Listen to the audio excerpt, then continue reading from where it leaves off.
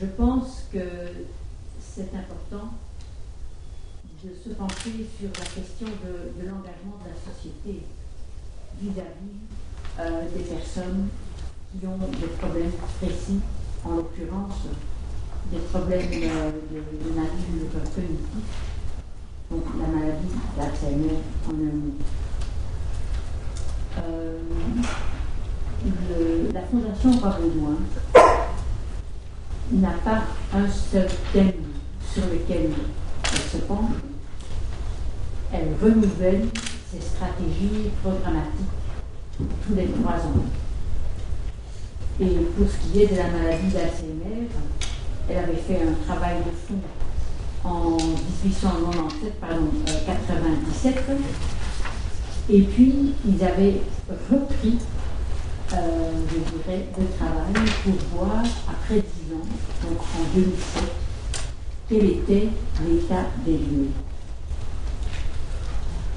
Alors, au grand étonnement de tous les participants au groupe de réflexion, le constat était que très peu de choses avaient changé.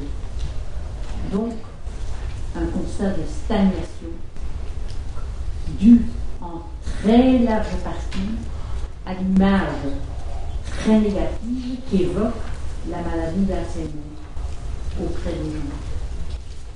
Et donc, cette grande peur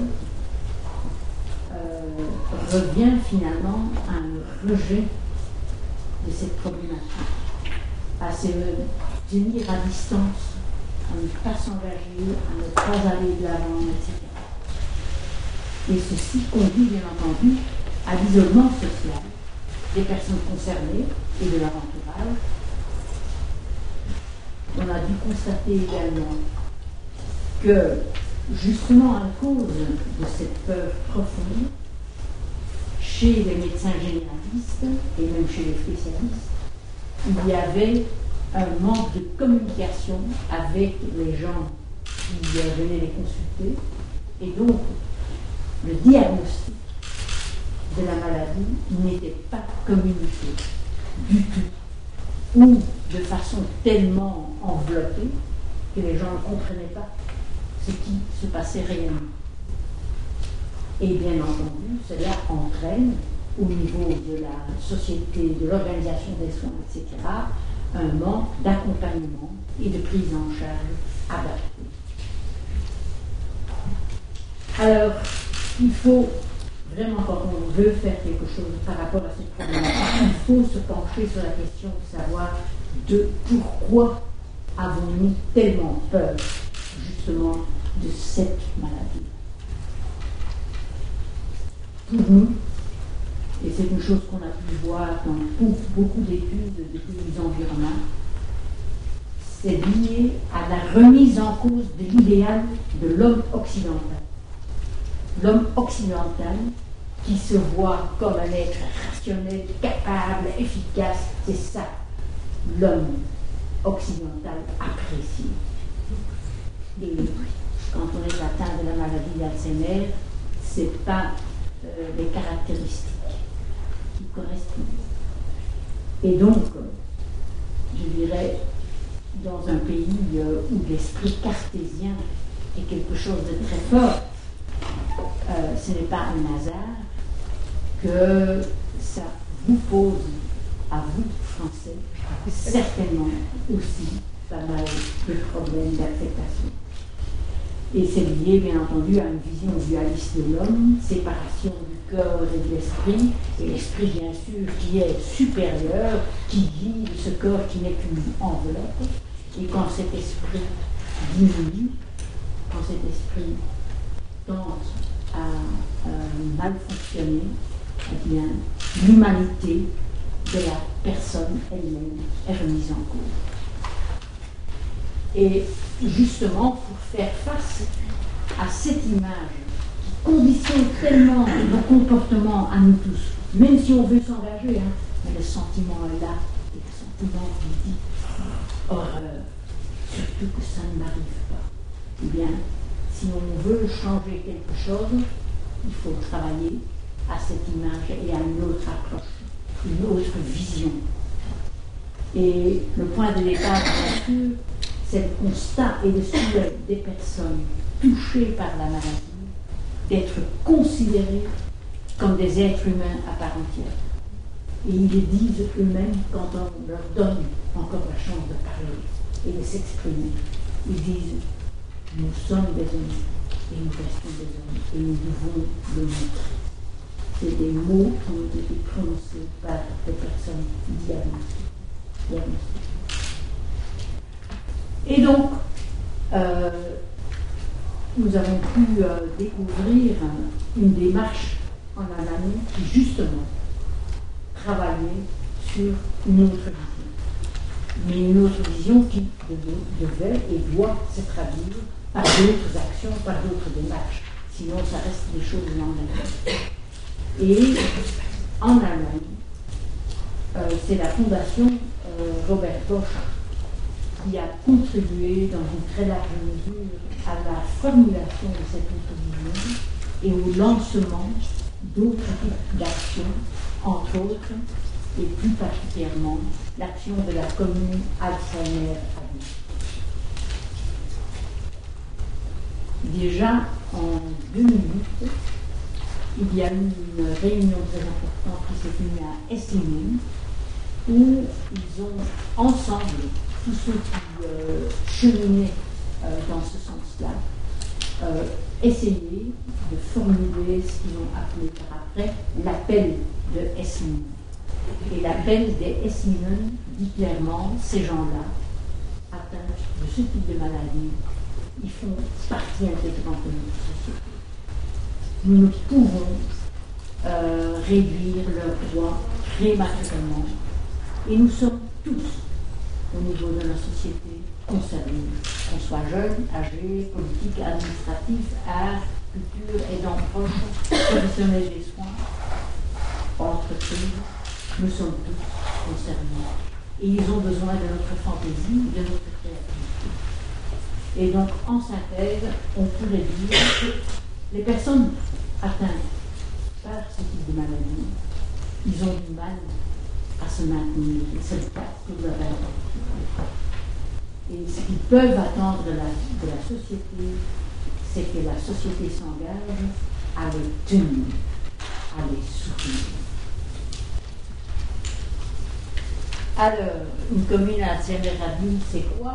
C'est pas un certificat, un catalogue de petites mesures, mais il s'agit de développer un nouvel élan, de créer une nouvelle culture, de prendre soi-même et du monde, de forger une nouvelle réalité sociétale et d'assumer la confrontation avec la maladie, de la démence et de la considérer comme un défi pour nos sociétés modernes.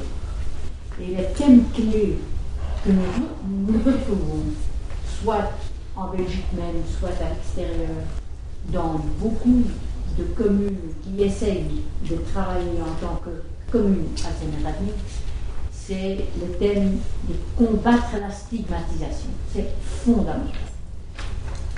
De mieux comprendre pour mieux connaître. Donc, faire l'effort de comprendre ce qui se passe réellement dans la tête. De respecter chacun et de tenir compte de ses capacités en place. De favoriser les rencontres pour tous les âges. Donc, l'intergénérationnel revient très régulièrement. Donner des soins chaleureux en appui aux capacités en place et en appui aux aidants proches. Pour protéger l'autonomie parce que on voit que très souvent, une fois qu'on a été diagnostiqué, c'est comme si on perd une série de droits tout d'un coup, alors qu'il y a moyen d'accompagner et de structurer les choses de façon telle que l'autonomie soit respectée selon les stades dans lesquels on se trouve en tant que personne atteinte. Et bien sûr, essayer de mobiliser le tissu social, en l'occurrence une vie tout entière. Et on a constaté que justement, le niveau local, le niveau communal, peut être un niveau très très intéressant à partir duquel on peut développer des actions. Parce que c'est le niveau le plus proche du citoyen qui permet donc d'intégrer différents aspects qui peuvent améliorer la qualité de vie des personnes touchées, à savoir la sécurité, le bien-être, l'aménagement de l'espace public, l'accessibilité des services. Je vous avais dit que nous avons une petite expression en flamand qui dit quand on cherche de la sagesse quelque part, on cherche sa moutarde quelque part. C'est pas la moutarde des Dijon, mais la moutarde. Et nous, on a cherché notre moutarde un peu en Allemagne et on a dû constater en les rencontrant que eux, ils avaient trouvé de la moutarde intéressante en Écosse. Donc je vais vous parler de l'Allemagne, de la Belgique et de l'Écosse. J'ai encore combien? 5. Ok. Alors, Arnsberg est une commune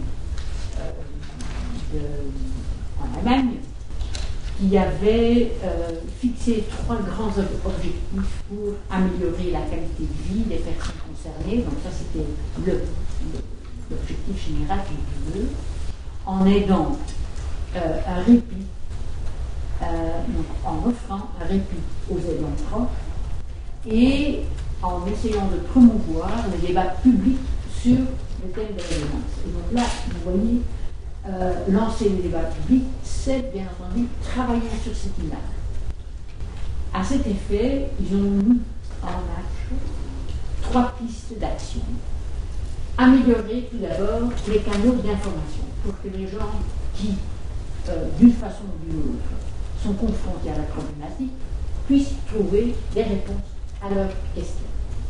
Ensuite, de tisser des liens entre les différents acteurs professionnels, le secteur des soins, des établissements, des familles, et finalement de connecter les dispositifs professionnels avec les activités de la société civile. C'est là où on voit une démarche qui permet que toute une commune, toute une municipalité, etc., commence à créer un tissu qui soit porteur. À cet effet, ils ont réalisé plusieurs projets. Le projet du tout temps, le Cirque Fantastello, une collaboration intergénérationnelle entre les jeunes et personnes âgées avec troubles cognitifs, théâtre des marionnettes, le café de toujours, où des gens vivant la problématique et d'autres se rencontrent, boivent un petit coup ensemble, etc. Ici, vous voyez quelques photos, donc des jeunes et des personnes âgées. Ici, c'est pareil. Voilà, maintenant on fait un tout petit pas en direction de la Belgique.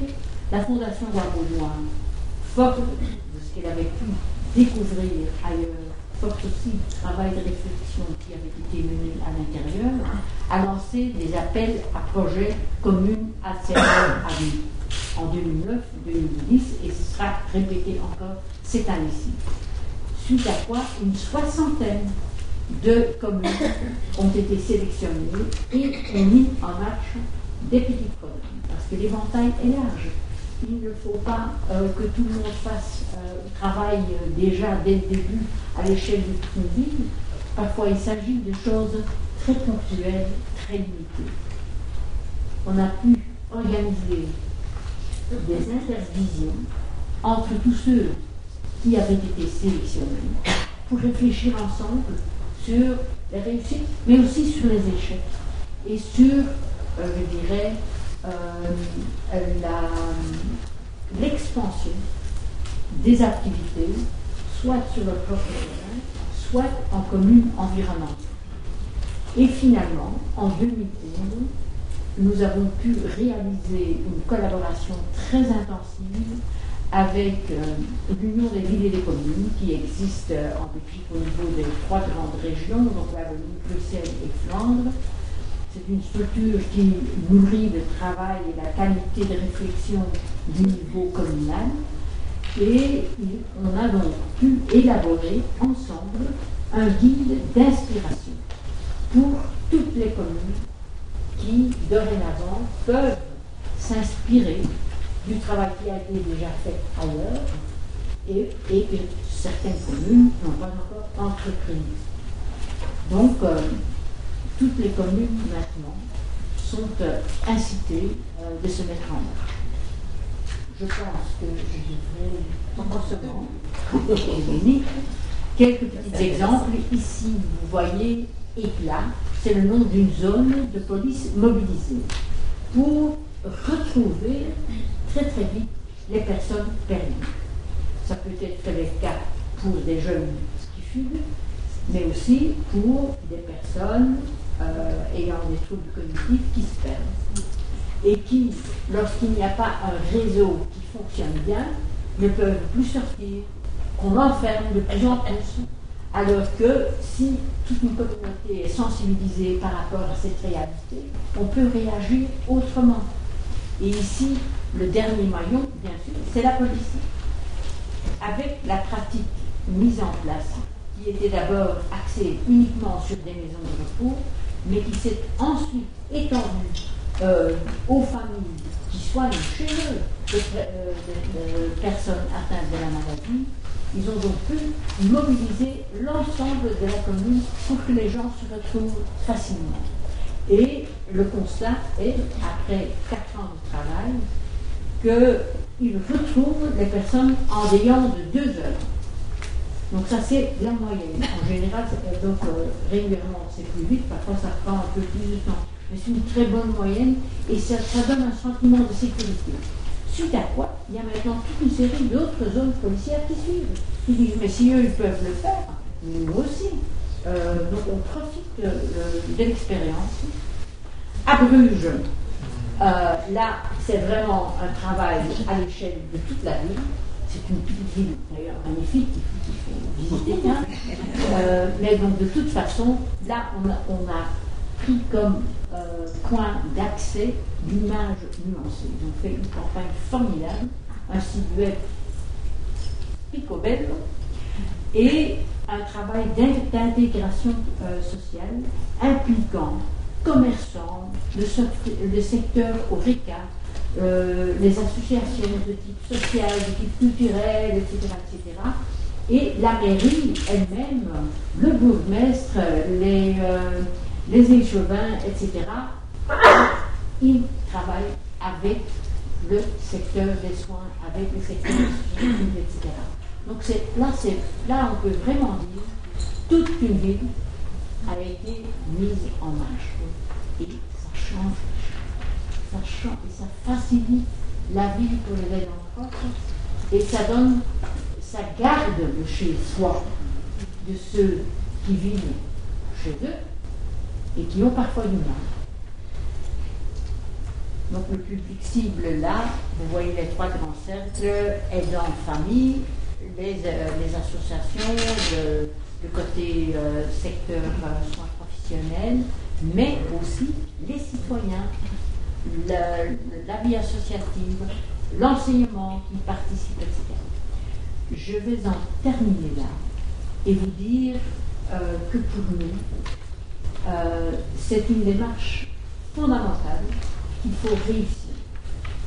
Et nous voyons maintenant, il y a à peine un jour, le ministre de la Santé publique a déclaré publiquement qu'il va lancer une campagne qui se donne comme vocation d'attaquer cette image tabou de la violence.